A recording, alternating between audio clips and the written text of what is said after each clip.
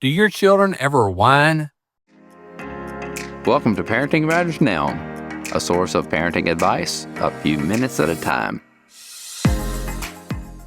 Hi, this is Dr. Roger Smith with Parenting Matters Now. Whining is a perpetual problem. Well, perpetual is too big a word because it's a solvable problem. What can you do to help your children to not whine?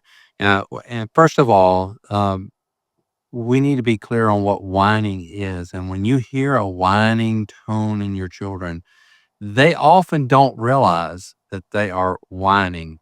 They just know that they have used that in the past to get what they want. And so it is, first of all, good to describe or help your children to know exactly what you're talking about.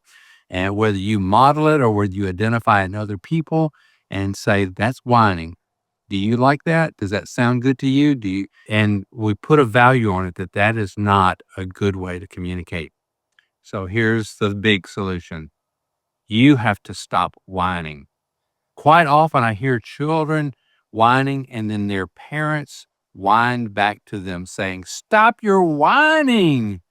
We use a very much a whining voice in correcting them. And so it is very confusing to a child and not really knowing what to do except they must be quiet or something. And so listen to yourself. You've got to stop whining. So if your children are whining whenever they are asking for something or whenever things are not going well and they are using this dragged out, multi-syllable type of communication, be careful to listen to yourself. Even record yourself whenever you're correcting the children and go, okay, did I use a whining tone? Secondly, did I address it correctly or directly?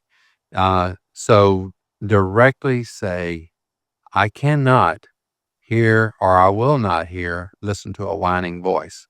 Would you like to say that differently without whining? And so usually it's not the words that are the problem, it's the method of saying them. And so being diligent and consistent in your approach, there's no magic way to correct them. And in fact, it is not an instant way to correct them. It is a long process of retraining your children to not use a whining voice whenever they are requesting something, when they're complaining about something, just to use a normal voice. So first, stop yourself from doing it, and two, then directly address it and saying, now I'm not going to listen to it until you stop the whining voice. Use a normal voice. And children often know exactly what's going on. They just know that in the past you've responded to a whining voice and you have reinforced it.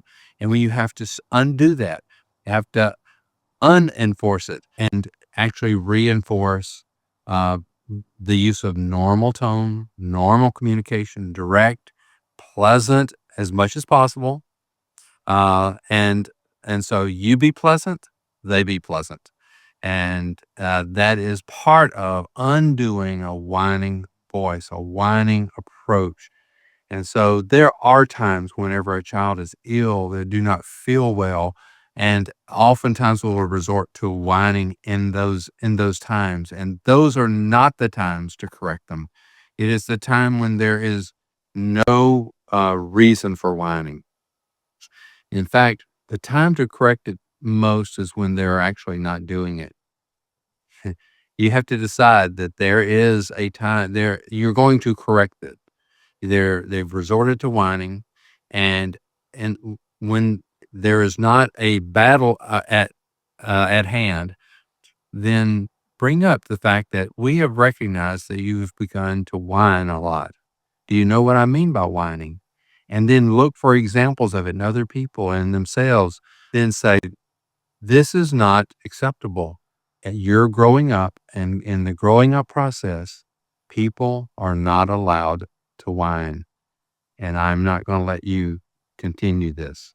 And so, in that process of communication away from the heat of the battle, then you can say, this is what I'm talking about. When they start whining, you say, this is what I was talking about earlier. You're whining now.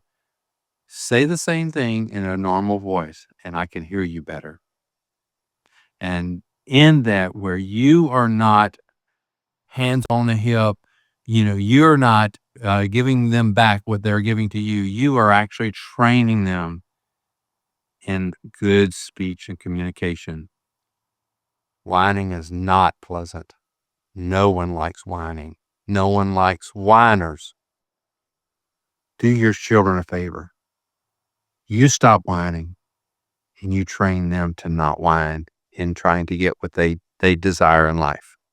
It's Dr. Roger Smith with Parenting Matters Now. Subscribe to Parenting Matters Now for more advice, or go to rogersmithmd.com to search for more topics.